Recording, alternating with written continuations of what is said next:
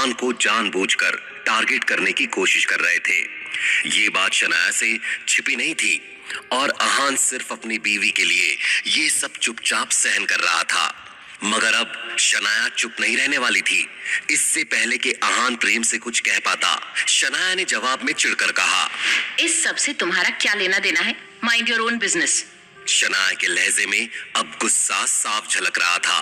अपनी बात कहने के बाद शनाया ने आहान की तरफ एक नजर देखा और हैरानी से मन ही मन में बोली, आहान का नेचर इतना शांत क्यों है? क्या वो अपने खिलाफ कुछ कहने वालों से नाराज नहीं होता? अगर आहान की जगह किसी ने मुझसे इस तरह बिहेव किया होता तो मैं बहुत पहले ही इस जगह से चली जाती। शनाया को नाराज होते हुए देखकर प्रेम और उसके दोस्त भी सीरियस हो गए। राज बेदी ने शनाया को समझाने की कोशिश करते हुए कहा, मिस शनाया, आप प्लीज अपसेट मत होइए, हम तो बस मजाक कर रहे थे। शनाया कुछ और भी कहने वाली थी पर आहान ने उसके हाथ पर अपना हाथ रख दिया।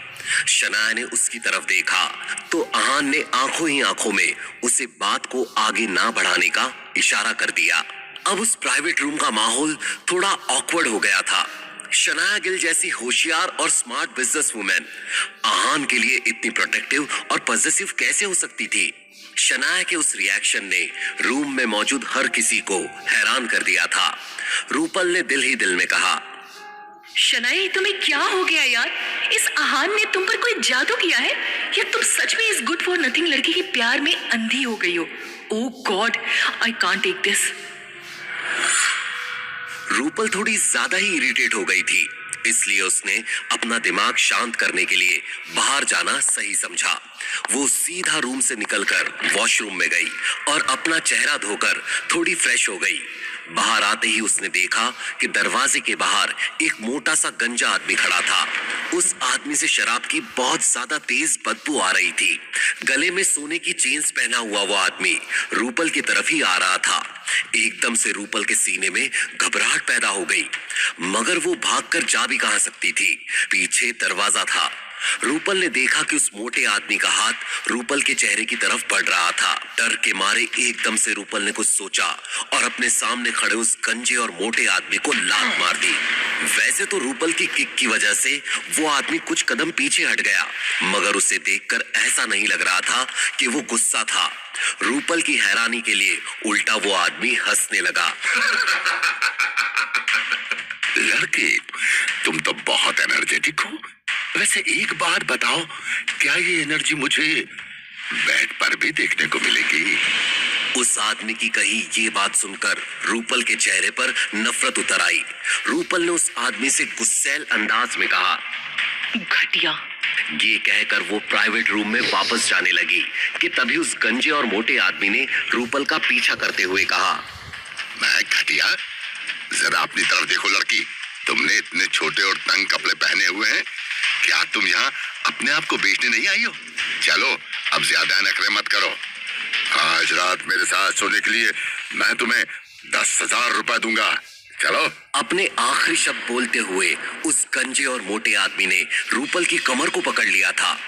अब रूपल ने ज्यादा सोचे बिना उस आदमी के मुंह पर एक थप्पड़ जड़ दिया। अपने आप को उस आदमी की पकड़ से छुड़ाने की कोशिश में रूपल ने वो थप्पड़ कुछ ज्यादा ही जोर से मारा था। उस गंजे और मोटे आदमी का चेहरा एक लड़की के थप्पड़ से सूज गया था और उसी सूजन की वजह से जब इस बार उस आदमी ने रूपल की तरफ देखा तो वो बहुत ही डरावना लग रहा था। उसने गुस्से से रूपल की तरफ देखकर कहा, बेशर्म लड़की, अब तो मैं तुम्हारी जान लेकर ही दम लूंगा। उस आदमी की ऐसी धमकी सुनकर रूपल डर गई।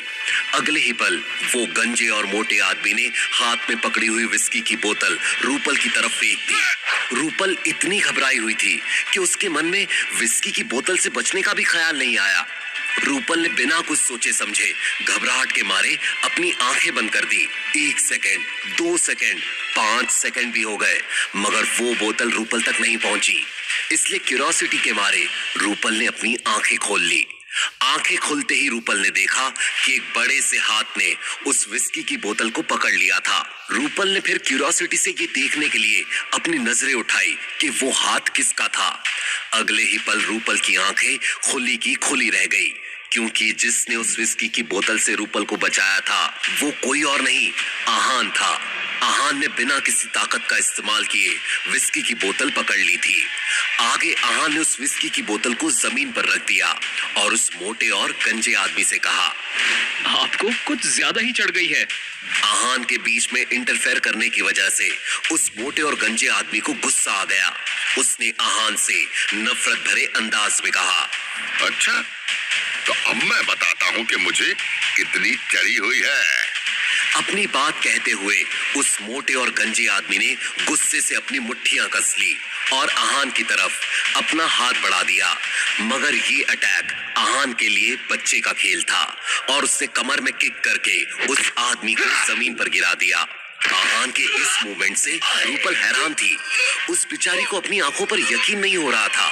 तभी प्रेम मल्होत्रा और राज बेदी वहां पर शोर सुनकर भागते हुए आए। डरी हुई रूपल को देखकर उन्होंने सवाल करते हुए कहा, क्या हुआ है? क्या तुम ठीक हो रूपल? रूपल ने जवाब देते हुए जमीन पर गिरे हुए आदमी की तरफ गुस्से से देखा और बोली, ये मोटा सुअर बदतमीज कहीं का, इसने आसपास किसी के ना होने की वजह से मेरा फायदा लेने की कोशिश की। रूपल की ये बात सुनकर अब प्रेम मल्होत्रा की आंखों में नाराजगी दिखने लगी।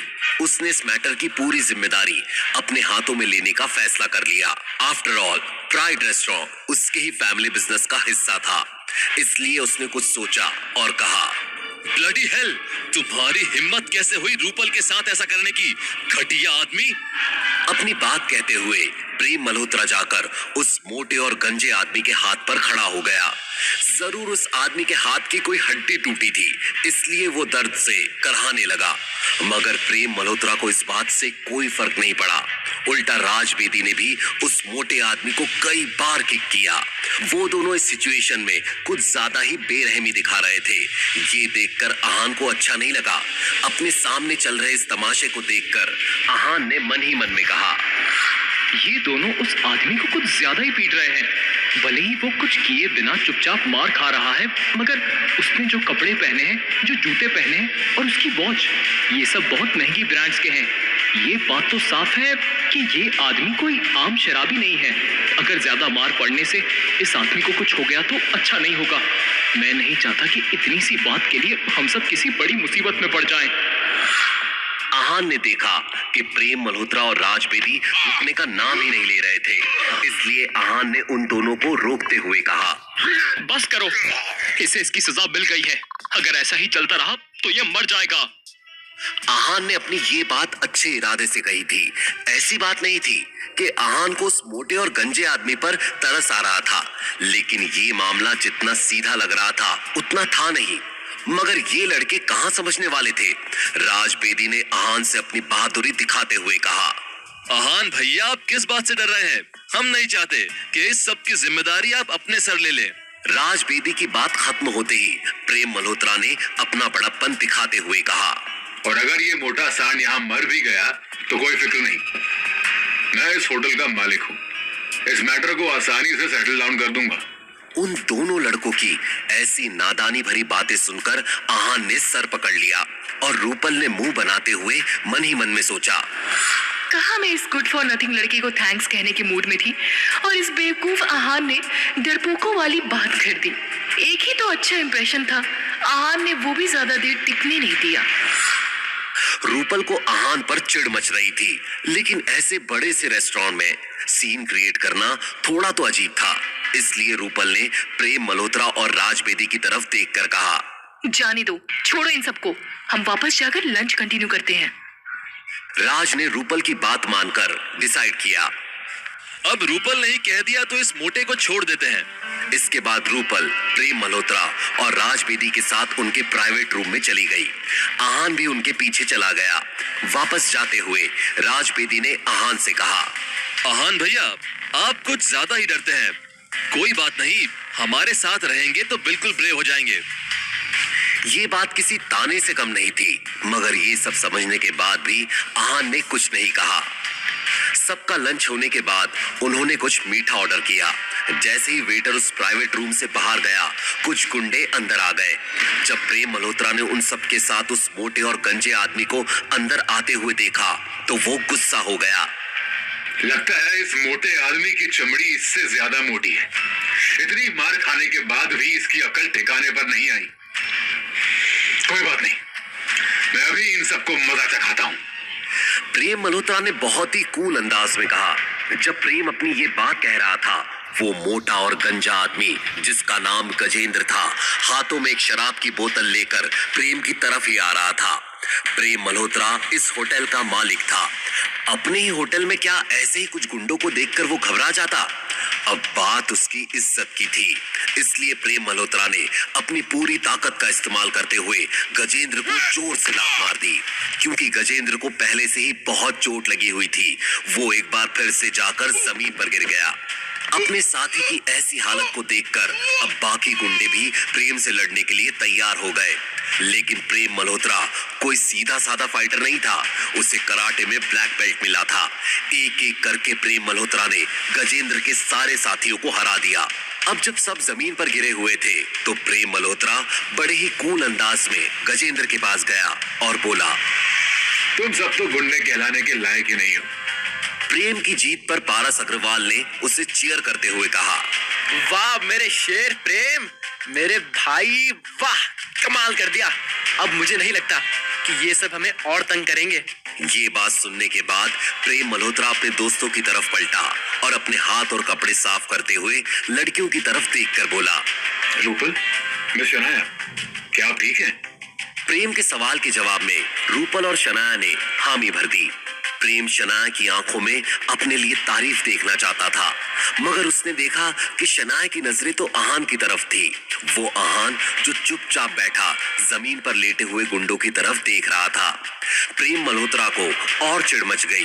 पारस ने प्रेम से सवाल करते हुए कहा, भाई अब इन निठल्ले गुंडों का क्या करना है? क्या किसी को इन सबको दफनाने के लिए बुला लूं? पारस बस अपनी बात को बढ़ा चढ़ा कर कह रहा था। वो सच में ऐसा कुछ करने की हिम्मत भी नहीं कर सकता था। इससे पहले कि प्रेम इस बात पर कुछ कह पाता, दरवाजे से एक आवाज आई। अच्छा, क्या तुम लोग इतने बहादुर हो? अगर ऐसा है तो मेरा भी सामना करो। ये किसकी आवाज थी? क्या प्रेम मल्होत्रा ने सबको बचा लिया था या फिर किसी बड़ी मुसीबत में फंसा दिया था? अब आहान क्या करेगा, जानने के लिए सुनते रहिए।